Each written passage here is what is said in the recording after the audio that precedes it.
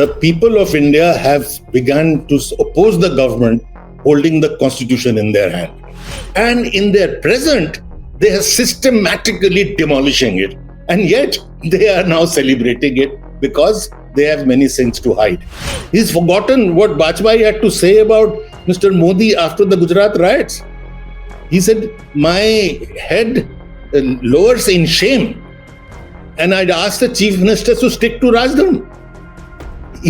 And in other words, they were not.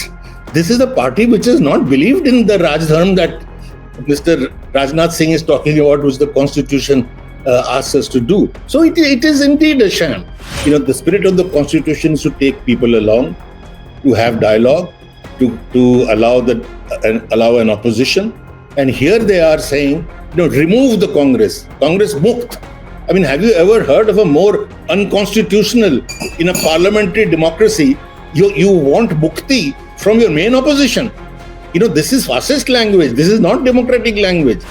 They will bring out what are the values of the constitution, what are the essential values of the constitution. And if they are successful in doing that, if they are not drowned out, as often happens, their mic goes wrong or whatever, if the opposition is allowed to speak, etc., I think it will be a good occasion where the people will get to know who actually follows the constitution and who does not follow the constitution. Hello and a warm welcome to HW News Network, your one-stop show, truth be told, for some engaging and thought-provoking conversations.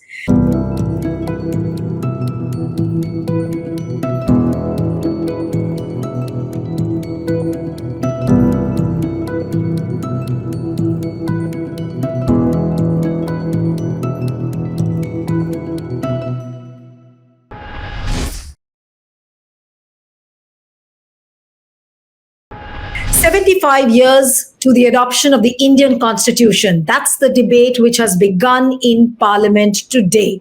But the big question is, how meaningful will this discussion be? Or will it be just reduced to a lip service, grandstanding, or BJP ending up in claiming ownership of the Constitution? Or the next question is, can this opportunity not be used for some significant outcomes as far as the Constitution is concerned? So far, what we have seen in the House is an all-out verbal duel between the ruling side and the opposition. Joining me now today on this particular issue is a very special guest this evening, renowned historian, Professor Aditya Mukherjee. Thank you so much, sir, for joining, and also a renowned author as well, columnist. Thank you, sir, so much for joining. It's a real pleasure to have you on the program. And I don't think that, a better guest than you would have qualified for a program like this, on a day when the Constitution, 75 years to the Indian Constitution, is being discussed in both houses of Parliament. So I would really want to begin by asking you that what is the government really achieving by mounting a 4 days discussion in Parliament on the 75 years of the Indian Constitution? I would turn your question slightly around and ask myself, why are they doing it? And I think the reason that they're doing it is they are being forced to do it. The people of India have begun to oppose the government holding the constitution in their hand. I mean, if you recall the CAA NRC movement, from then on, what were they saying? They were having pictures of Nehru, Gandhiji, and the constitution. All over the streets, they were just putting up the preamble and saying that you are not sticking to the constitution.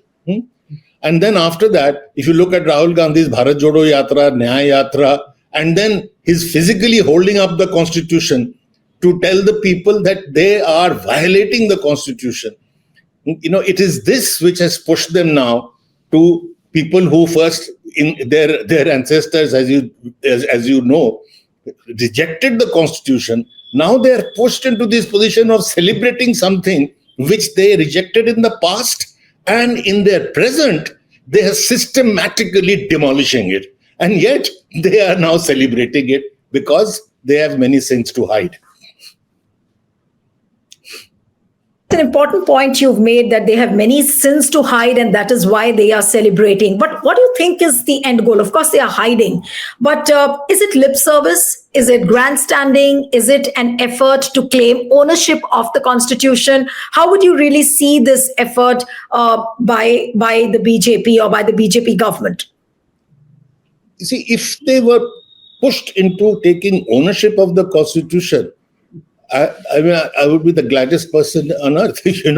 How wonderful that people have changed their minds. This is what Gandhiji thought, that he never thought, that nobody's mind cannot be changed. He even would appeal to the Brahmins to be fair to the Dalits. He would argue with the priests to bring in Dalit into the temples, right? So if people who've spent their ancestry and their current lives demolishing the Constitution were willing to own it up, I would, as Gandhi's disciple, say, fantastic, please do so. But that is not what they're doing. They are, as you correctly said, they are doing lip service while at that very moment doing the opposite. I just heard their minister, Rajnath Singh's part of his speech, and I'm horrified. He is talking of samrasta, sadbhavna, while his bosses and his juniors are going about asking for genocide, are talking the language of 80-20, 5 से 25, कपड़े से पहचान लेते हैं, तुम्हारी गाय चुरा लेंगे. And you're talking of samrasta and sadbhavna. It is so grotesque. It is so grotesque. He's talking of, I'll give you more examples. He's talking of Raj Dharam. The Constitution teaches you Raj Dharam. He's forgotten what Bajpayee had to say about Mr. Modi after the Gujarat riots. He said, my head lowers in shame. And I'd ask the chief minister to stick to Raj Dharam. And in other words, they were not. This is a party which has not believed in the Raj Dharam that Mr. Rajnath Singh is talking about, which the Constitution asks us to do. So it is indeed a sham.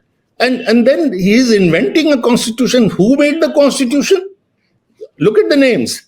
Malviya, Veer Savarkar. The Veer, as you know, was added by Savarkar himself. Suddenly he's become Veer. You please add Veer or something else, Virangana, to your name, and you will be known as Virangana Neelu Vyas.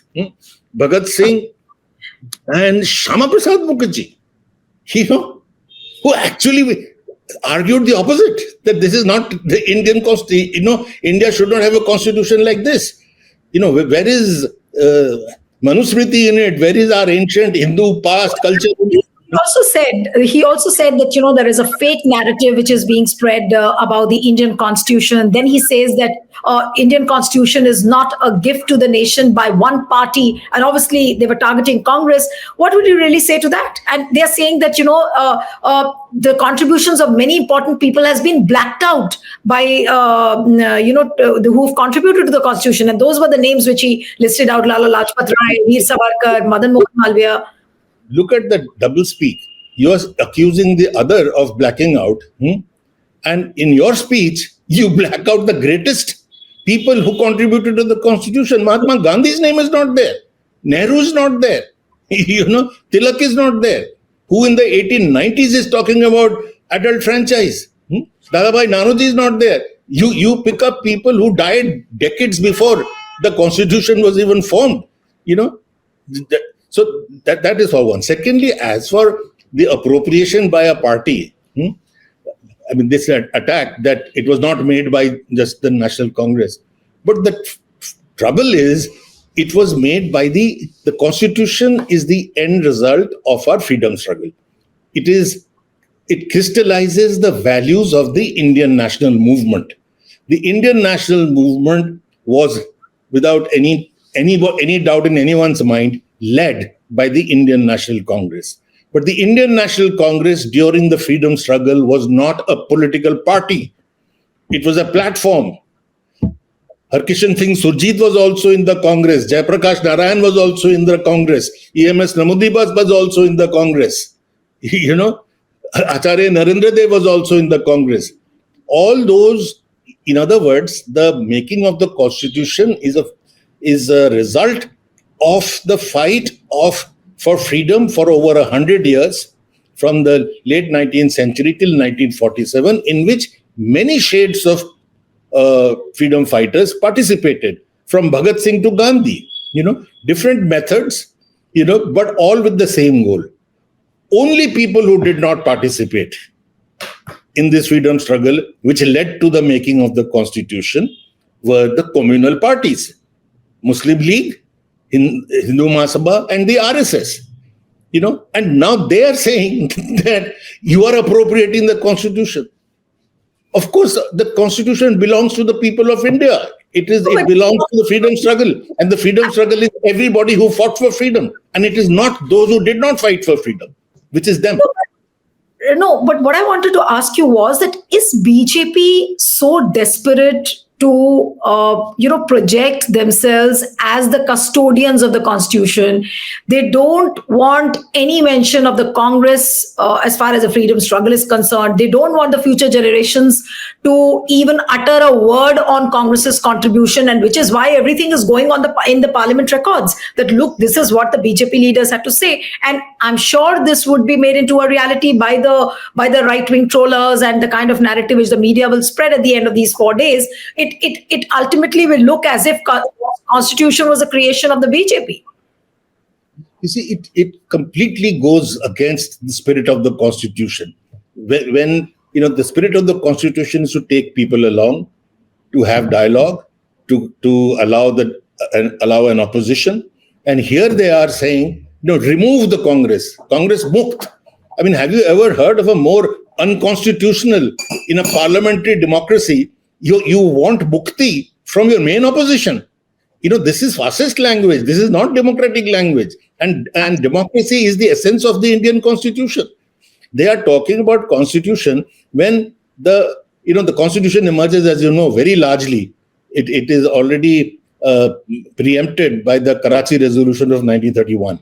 And almost all that was said in that resolution, which was drafted by Nehru and vetted by Gandhiji. So it is Gandhi and Nehru who make the Karachi Resolution, which goes into the Congress, right? Of course, you'll have to be educated to know that, but can't help that. But what happens in the values that the Constitution is asking for is freedom of speech. This is from 1931 onwards. Freedom of speech, freedom of association, scientific temper. It is in the Constitution. And what are we witnessing? The people who are now tom-tomming the Constitution have taken away our freedom of speech. I mean, you have to be brave like Neelu Vyas to even do a program like this. Mention the unmentionables like Gandhi and Nehru. Otherwise, you are, either your funding is removed or there is a raid on you, or like my students, you are put in jail without trial, without bail for years, and not even a charge sheet is put against them. I'm talking of, for example, Omar Khalid, Sharjeel Imam, and you're talking of constitution, freedom of speech, freedom of association has been so denied. And mind you, our freedom struggle started with these two things. The first demand they made was that we want freedom of speech. Tilak went to jail on that issue. Gandhiji went to jail on that issue, saying that I will say what I want to say. You cannot curb my freedom of speech. And what they are doing is they're curbing the freedom of speech of everybody. Anybody, even students, even professors, even in university, you cannot have freedom of speech. In parliament, you cannot have freedom of speech. In parliament, you're not allowed to raise names of people who the whole world is saying are, involved in some kind of criminality. You cannot talk about it, and you're talking of constitution. And what amazes me most is that, people, they're talking of the constitution, and mind you, scientific temper is mentioned in the constitution, I think in section 51, but I'm forgetting the particular one. And they are telling you that they follow the constitution when their top leaders do almost anything to destroy science. I mean, the current speaker of the vice president of the Rajya Sabha, when he was governor of Bengal, in an engineering fair, made the statement that we were so great in ancient India that Arjun in Mahabharata had an arrow which was nuclear tipped. He had a nuclear bomb in front. And they're talking of scientific temper.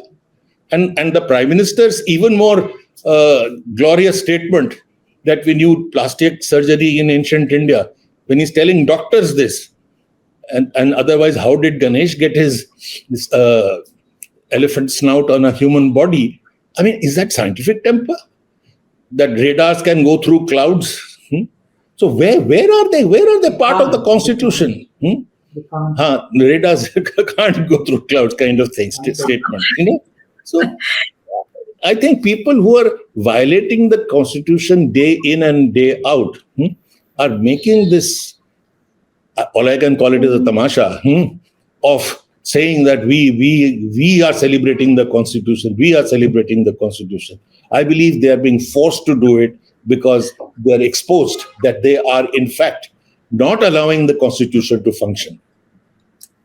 What I'm amazed, Professor Mukherjee, is that, this is the same BJP which will now tell the future generations that, look, we were the ones who came up with a Constitution Day, that is on 26th of November. We were the ones who initiated a discussion, a 4 days discussion in Parliament on 75 years to the adoption of the Constitution. So what has really Congress done? They couldn't even think of things like these.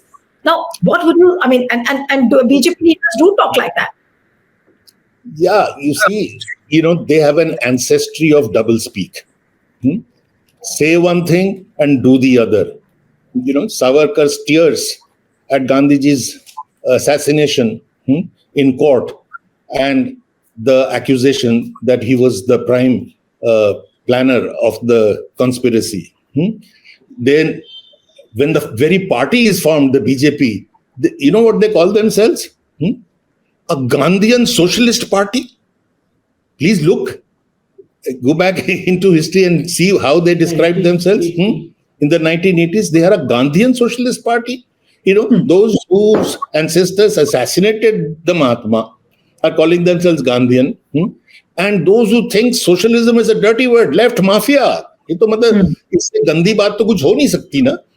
And they are calling themselves socialist. So, this labeling of or for that matter, they're calling themselves nationalists. They have suddenly now discovered that they are nationalists. They are Hindu nationalists. It's an oxymoron. It's a contradiction in terms. In a country where there are multiple religions and very large numbers, as a matter of fact, to say that you are a Hindu nationalist is what Jawaharlal Nehru called is anti-nationalism. In fact, throughout the national movement, nobody called the communal parties nationalists. They were not called Hindu nationalists. They were called Hindu communalists. It's a phrase they have created for themselves. They have become nationalists. They have become socialists. They've become Gandhian. But these are empty words. As I said, this is double speak. But Professor Mukherjee, what kind of times are we really living in? As of what you said, that the anti-nationalists in Nehru, through Nehru's prisms, who were anti-nationalists today are nationalists. So can we really, outrightly just say that the predators of the Constitution are now becoming the protectors of the Constitution? They're pretending to be. Yes, I totally agree with you there. And the RSS has had a history of sacrifice, working for the country, as they call it, Desh Bhakti and all that. And many of them genuinely must be loving their country. I'm not denying that. But they're misled into what nationalism means. All right. So if they are forced by the opposition and the people of India to look back at the Constitution, to read it for the first time, to look at what are the constitutional values, I'm sure even within their ranks, one should be able to appeal to people who are genuinely concerned about, the greatness of our civilization and the greatness of the country. But clearly, the leaders who are doing this are doing lipapoti. I mean, they are covering up for their violation of the Constitution, and they are not doing it in order to train their cadres into the Constitution. The whole effort, I heard just one speech, the whole effort is to attack the opposition. it is that you didn't do it, you're wrong, etc., etc. The effort is not to talk about the constitution at all, No, they were also talking about the emergency. They were talking about Article 356. They were talking about how Constitution was murdered in times of Indira Gandhi. Rajnath also made a mention of Justice H.R. Khanna. It's all one-sided. When you're talking about the emergency, why aren't you discussing why was the emergency declared? What was the JP movement doing? One of our tallest historians have described it as JP movement trying to do a coup d'etat against an elected government. They refused to wait 6 months for the election. They said, now, because we have decided that you cannot remain in power, they appealed to the police and to the army to revolt. They said, we will gherao your house and we will not let you function. Now, what kind of democracy is that? This is not to defend the emergency, but this is, as a historian, to say that look at both sides. In fact, the historian I'm quoting, Professor Bipin Chandra, he said that what JP movement did was also violative of democratic principles, without any doubt. And what Mrs. Gandhi did by declaring the emergency was also wrong. What she should have done was to declare an election. Absolutely. She kept on saying that elections are coming in 6 months' time. If you think that I am not right, you wait till then. They said no. So in that case, she should have declared the election rather than have do the emergency. But then to talk about that entire period, the JP movement based on the RSS, and when JP was critiqued for it, saying that you are taking the support of the RSS, which is the fascist organization, JP says that if RSS is fascist, I am fascist. You see, so when we look, if you are referring back to the emergency, it's a deep blot in our history, undoubtedly. But it's a blot from which we must learn. And we can only learn only if we look at both sides of the story and not just use it to fight, to beat your opponent today. In fact, Priyanka Gandhi made her maiden speech today, and she did mention that कि ठीक है नेहरू की बहुत गलतियां हैं तो आप सीखो अगर इमरजेंसी में गलतियां हुई थी तो आपने सीखा क्यों नहीं? So this is what exactly she said. But this अगर इमरजेंसी में बुलडोजर चले थे सफाई करने के लिए संजय गांधी के, तो आप तो उसके 50 गुना बुलडोजर चला रहे हो. And based on religion, उस वक्त कम से कम religion based बुलडोजर तो नहीं चल रहे थे, But at the end of this 4 days discussion, I'm sure Prime Minister is going to speak loudly tomorrow when he makes a reply in the House. Rahul Gandhi is also going to speak. There'll be a lot of fireworks, I'm sure, tomorrow. But is this an opportunity which could have been capitalized better by all the political parties? I'm just not talking about BJP. I'm talking about the opposition parties also. It's a somber moment when your constitution has completed 75 years. And in fact, the entire country and all sections of the society should come together and make certain efforts to, make the people realize, make the younger generations realize. But this doesn't seem to be happening at all, and by any political party. I would hope that, I heard bits of the speech of Priyanka Gandhi, and I hope tomorrow when more opposition speakers speak, they will bring out what are the values of the Constitution, what are the essential values of the Constitution. And if they are successful in doing that, if they are not drowned out, as often happens, their mic goes wrong or whatever, if the opposition is allowed to speak, etc., I think it will be a good occasion where the people will get to know who actually follows the Constitution and who does not follow the Constitution. So the BJP may have made a mistake in that case. If there is a genuine discussion on the parliament, then they will come out with their face blackened, and it is not going to be a good story at all. But if it is going to be all about Congress bashing, as Mr. Rajnath Singh's speech suggests, then of course, then this dialogue will have to be carried out outside the parliament. If, as is happening now, the parliament is barely allowed to discuss critical issues, the parliament is where the Prime Minister and his friends can just brag about, being the great Viksit Bharat and, mother of democracy, etc., etc., imaginary kind of backslapping of each other, then the debate has to be carried outside. It has to be in channels. It has to be, and since the mainstream media is also captured, the debate will probably occur in the streets. Professor Mukherjee, Modi government is claiming that they're the ones to initiate this discussion, and rightly so. But the point is that where was the Prime Minister? Prime Minister wasn't present in the House, and it was the first day, but he chose to be in Prayagraj to attend a function on Mahakumbh. Absolutely. I mean, and what a contrast to Jawaharlal Nehru. I mean, he sat through entire sessions of Parliament. He would never miss it if it was possible.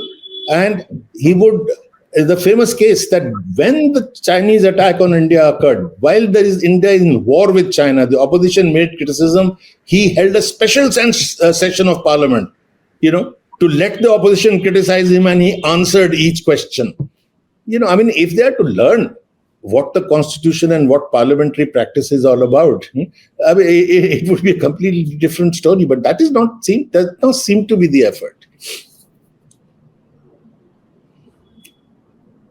Sorry.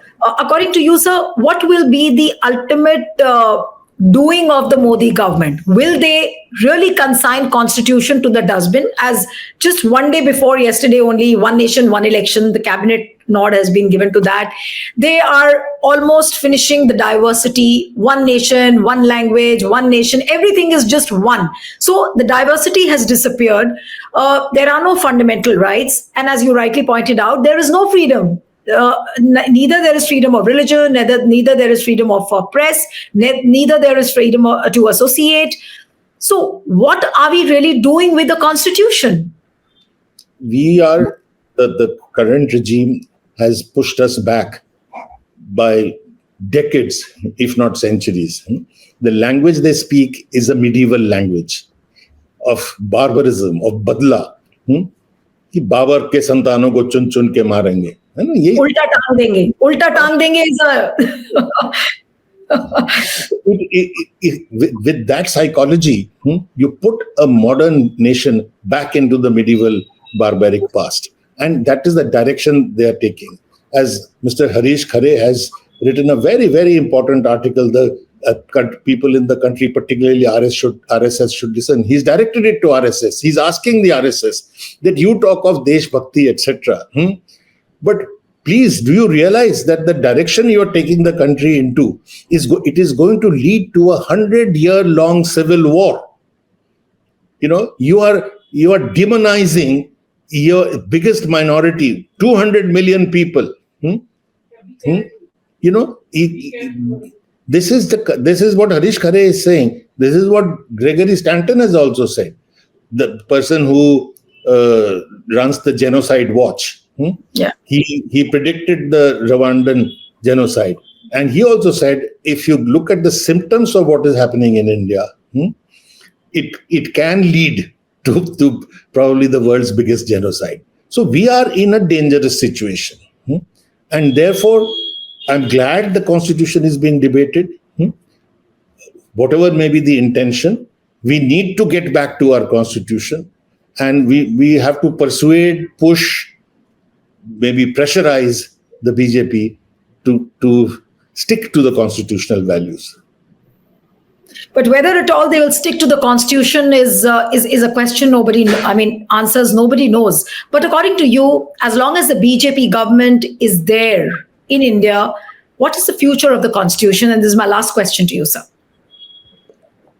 It seems very bleak. And that is why I'm saying that I'm hoping that whatever nationalism they have in them should push them to understand that the only way this nation can survive is if we hang on to our Constitution. Otherwise, we are moving in the direction of civil war, of breaking up, of just becoming like any other, Middle Eastern country these days. Look at what is happening in the world. We are not learning any lessons from it. Look at what happened to Yugoslavia, broken into so many countries. And here we are pushing these small sectional interests in a manner that we will end up in that situation. Therefore, the Constitution is our only way forward. And I hope the BJP learns from it And as I said, whatever nationalism they have in them should arouse them to really, genuinely look at the constitution and not use it as an instrument to bash the opposition. No, I remember Rajnath Singh today said that Congress holds the booklet of the constitution, but we bow before the constitution. That's right. Yeah. They bow before the constitution, they touch their head to the floor of the parliament, etc. Huh? But just bowing is not enough. No? Internalizing is the question. Absolutely. Well, fingers crossed as to the future of the constitution, and I hope some good sense prevails and BJP really realizes as to what the constitution really is all about. Thank you so much, Professor Mukherjee. It was wonderful talking to you. Thank you. Thank you. Thank you very much. Stay ahead with our cutting-edge news app. Instantly access the latest shorts in just 1 minute and breaking news in just 50 words. Download now for a smarter, faster news experience.